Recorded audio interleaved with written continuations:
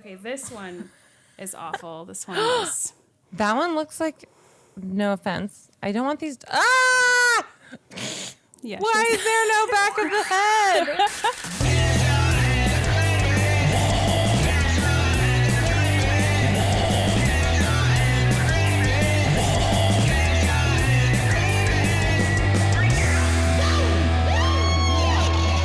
Hello, thank you so much for joining me on Kesha and the Creepies. Today, we have a very special guest, Amy Bruni, who is a paranormal investigator and has been for decades.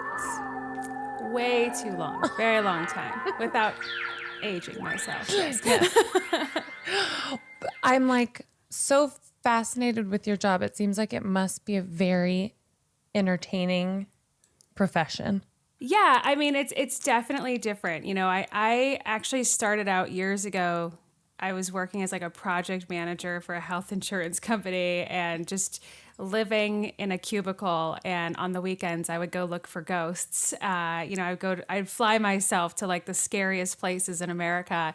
And then one day I got asked to be part of the team on the show Ghost Hunters because I knew the guys who were on that show and I was helping them with their podcast. And I said yes. And then I never went home again. I was on the road for like 7 years and 300 episodes. Oh my God. Yeah. And so it's just been a really, really crazy ride, but I've gotten like really philosophical about it. And, you know, it's my perception of the paranormal has definitely changed throughout this journey. The fact that you love to collect antiques and specifically dolls. Yeah. And do you think that there's a way to, before you bring it into your house, like to make sure you're not bringing an entity that you don't necessarily want? Well, yeah, I'm not sure. So sometimes I feel like it's my duty to take in these haunted objects. Like I don't know if you can see like behind me. I have a bunch Oh my God. of creepy. Are those the dolls? Yeah, there's a few of them up there. I have a lot of them, but those are some of the standouts. Those are the ones that don't like to stay put. I find them on the floor in here a lot. Wait, but they like move around? Yeah. My daughter will not come in this room. She Oh hates my this room. God. She hates my office. Yeah. She's like the rest of our house looks so normal. And then I'm like, and then mom's office. So Mom's creepy doll place. Mom's creepy office. Yeah. So I feel like when I find these things, I feel kind of drawn to them in a way. And it's almost like I feel like I'm supposed to have them for whatever reason. And so I wouldn't necessarily want to get rid of whatever is hanging on to them when I bring them home, as long as they weren't being, you know, awful. But I have a lot of really creepy shit in my house. And oh my God, tell me. I have yet, I have like, I'm looking at a Victorian hair wreath. That's like a memorial wreath where like they would take their loved one's hair and turn it into like a wreath when they died. I have one of those. I have a spirit trumpet back here from seances in the 1800s. I have a spirit trumpet? Yeah, like mediums would use them. It was not true at all, but they would use them and they would say that like ghostly sounds would come out of the trumpet, but it was like a parlor trick basically. But it's old, and I think it's kind of cool that it was used in seances in the spiritualist era. And then I have like all the dolls. I have a really creepy teddy bear. I have. Why is the teddy bear so creepy? It's like not. I don't know. I kind of want to show them to you because. Okay, please. Oh my God, show me all the creepy stuff. There's so much. Like this is. People send me these things too. Like. Oh, that is so creepy.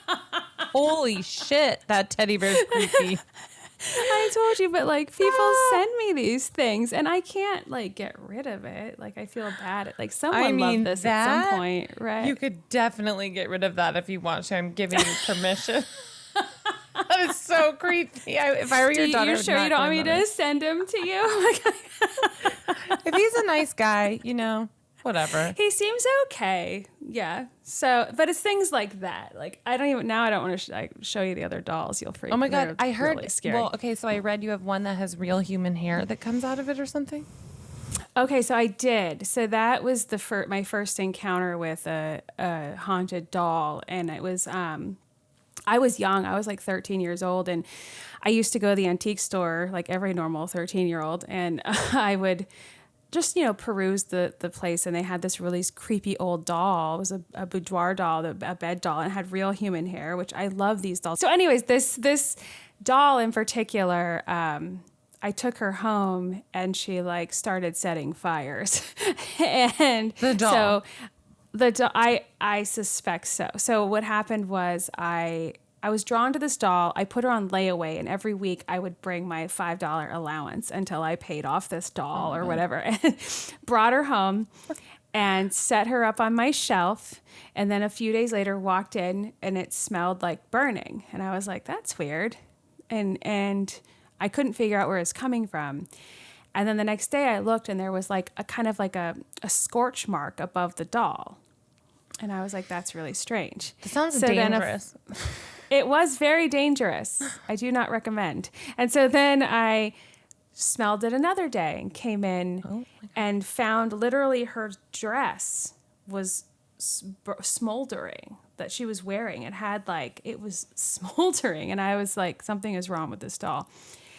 And so I have these two aunts who are both kind of witchy and different. And my very psychic aunt did like a seance, and she said that this doll had some sort of attachment to it. And so we tried to rid it of it or whatever. So I shoved it in my closet, and it's going to burn down your clothes. Oh my God. It was awful. And then I think we ended up actually burning the doll years later. I don't even know what happened, but it was just like the worst. It was scary. So yeah, I've never encountered a fire producing doll since then, but that was again probably one of the things that piqued my interest in what I do. And maybe there had been some other rational explanation, but that doll definitely was smoldering on more than one occasion. But would you consider yourself a witch? I would. I mean, I believe very much in the power of intention, and I believe in energy and energy work. And I don't really put like a name on it. I just kind of operate under that idea that, everything I do and feel can affect others and other things. And so I'm a big believer in that. I do have a lot of very good friends who do a lot of like really great ritual magic and are witches. And I love that about them. And so I call them in all the time and ask for advice.